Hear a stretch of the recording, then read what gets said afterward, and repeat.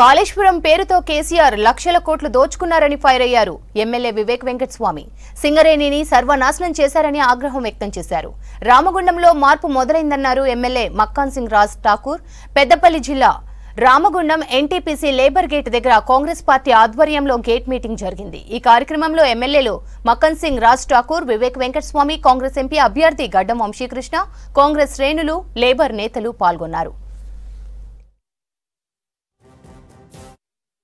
సంస్థ కాకా వెంకటస్వామి గారి కుటుంబం ఏదైతే ఉందో 1,00,000 ఉద్యోగాలు కాపాడితే ఈ 10 సంవత్సరాలలో టీఆర్ఎస్ హయాంలో సింగరేణి సంస్థలో 66,000 ఉద్యోగాలుంటే ఈశ్వర్ గారు మంత్రి ఉన్నారు టీఆర్ఎస్ తరఫున కేవలం 38,000 ఉద్యోగాలే ఉన్నాయి. అంటే సుమారు 24,000 ఉద్యోగాలు పోతే మంత్రివర్యులు నోరిప్పడు, సీఎం అప్పుడు ఆ రోజులలో కేసీఆర్ నోరిప్పడు. వారు నిజంగానే ఈ రోజు చెప్పుకుంటున్నాడు నేను కార్మిక నాయకుడి కొడుకు అని చెప్పి, కానీ ఏం చేసినాడు ఇక్కడ కార్మికులకు ఈశ్వర్? నిజంగానే అడిగే ప్రశ్న ఇది. ఎప్పుడైనా వచ్చి కార్మికులతో కలిసిండా? మంత్రి పదవి వచ్చిన తర్వాత ప్రజలను మర్చిపోయినాడు. మీరు అందరు చూస్తున్నారు.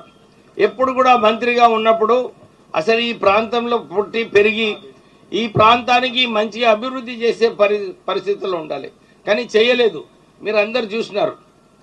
రామగుండం ఫర్టిలైజర్ ప్లాంట్ 10,000 కోట్ల రూపాయలు రుణమాఫీ. అప్పుడు మన్మోహన్ సింగ్ గారు ప్రధానమంత్రిగా ఉన్నప్పుడు, నేను పార్లమెంట్ సభ్యుడిగా ఉన్నప్పుడు వారితో మాట్లాడి ప్రణబ్ ముఖర్జీ గారితో 10,000 కోట్ల రూపాయలు ఒక కేబినెట్ సబ్ కమిటీ వేసి రుణమాఫీ చేపించి ఈ రామగుండం ఫర్టిలైజర్ ప్లాంట్ రావడం జరిగింది.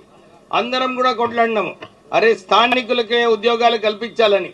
మీకు తెలుసు ఆ రోజులో టీఆర్ఎస్ నాయకులు వీళ్ళందరూ కూడా ఆ ఉద్యోగాలన్నీ కూడా అమ్ముకోవడం జరిగింది.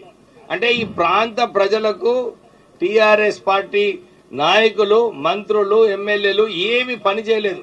కానీ కేవలము ఎట్లయితే కేసీఆర్ కాళేశ్వరం ప్రాజెక్ట్ మిషన్ భగీరథలో అవినీతిలో మునిగిపోయి వేలాది కోట్ల రూపాయలు దుర్వినియోగం చేసినాడో, సంపాదించినాడో, టీఆర్ఎస్ నాయకులు కూడా ఇదే పరిస్థితి ఉన్నది. వంశీ గారు కూడా వారు యువకుడు, కానీ ఒక మంచి ఆలోచన ఉంది, కార్మికులను ఆదుకోవాలి, కార్మికులతో కలిసి పనిచేయాలని చెప్పి వారికి ఉన్నది. మీరు ఎట్లయితే మా నాన్నగారికి ఆశీర్వాదం ఇచ్చారో, 4 సార్లు గెలిపించారు ఇక్కడ, మీరు 3 సార్లు సిద్దిపేటలో వారు గెలిచారు, నాకు ఒకసారి మీరు అందరు గెలిపించినారు. మీరు ఇప్పుడు ఈసారి మీరు వంశీని కూడా మీరు ఆశీర్వదిస్తే బాగుంటుందని చెప్పి మీ అందరితో కోరుతూ, ఇలా ఈశ్వర్ అనే వ్యక్తి ఎప్పుడైనా ఇక్కడ మంత్రిగా కార్మికులను కలవడానికి వచ్చిండా? 27 రోజులు పోరాటం చేస్తే ఎప్పుడైనా వచ్చిండా? ఆ పోరాటాలు ఎప్పుడైనా ఎడబట్టడా? పోలీసులు లాఠీ చార్జ్ చేసి కార్మికులు కాళ్ళు నిలబడితే ఎప్పుడైనా వచ్చిండా? ఆ రోజున శాసనసభ్యుడు నేను ఇక్కడ నిలబడి చాత గాని నువ్వు నీ పార్లమెంట్ సభ్యుడు అడ్రస్ కనబడతలేరంటే దొంగ చాటుగా వచ్చి మాయం మాటలు చెప్పి ఇప్పటి వరకు ఎవరికైనా ఒక్క పనైనా చేసిరా? ఆ రోజున బడా నాయకులు ఎవరైనా వస్తుంటా? ఎన్టీపీసీ కార్మికుల డిపెండెంట్ ఉద్యోగాలు ఎవరికైనా వచ్చినాయా? ఇబ్బంది పెడతా ఉన్నారు. ఇక్కడ తెలంగాణ ప్లాంట్ లో కొలువులు కావాలంటే కొంతమంది బడా నాయకులు ఒక్కొక్కరి దగ్గర 3 లక్షలు తీసుకొని కూలి పని చేస్తున్న వారిని ఏం చేయాలో ఒక్కసారి ఆలోచించండి. జైలుకు పంపుదామా? తండ్రి తరిమి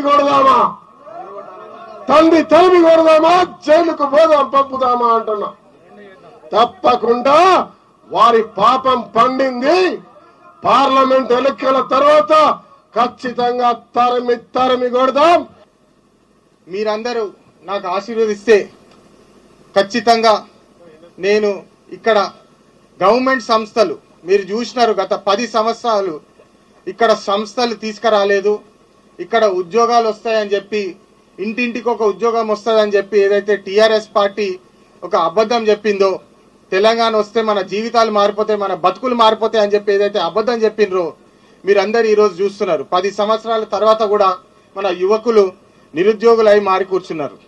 వాళ్ళందరికీ అండదండగా ఉంటాయని చెప్పి మన రామగుండం ప్రాంతం పెద్దపల్లి ప్రాంతానికి ఖచ్చితంగా గవర్నమెంట్ సంస్థలు తీసుకొచ్చే బాధ్యత నాదని చెప్పి మీ అందరికీ సభాముఖంగా తెలియజేస్తున్నాను. ఇక్కడ సమస్యలు కూడా చాలా ఉన్నాయి. మన 2018లో జియో పాస్ అయింది డిపెండెంట్ జాబ్స్ గురించి కూడా, కానీ దాన్ని అమలు చేయలేదు. అమలు చేయని దద్దమ్మలు టీఆర్ఎస్ పార్టీ వాళ్ళని చెప్పి మీ అందరికీ తెలియజేస్తున్నాను. చేసే ఉద్దేశం ఉంటే ఎన్ని కష్టాలైనా దాన్ని చేసి తీరే గుణము మన కాంగ్రెస్ పార్టీ నాయకులదని చెప్పి మీ అందరికి ఒకసారి గుర్తు చేస్తున్నాను. అదే బాటులో నడిచి ఇక్కడ సమస్యలు తీర్చుతామని చెప్పి మీ అందరికి ఒకసారి మాటిస్తున్నాను.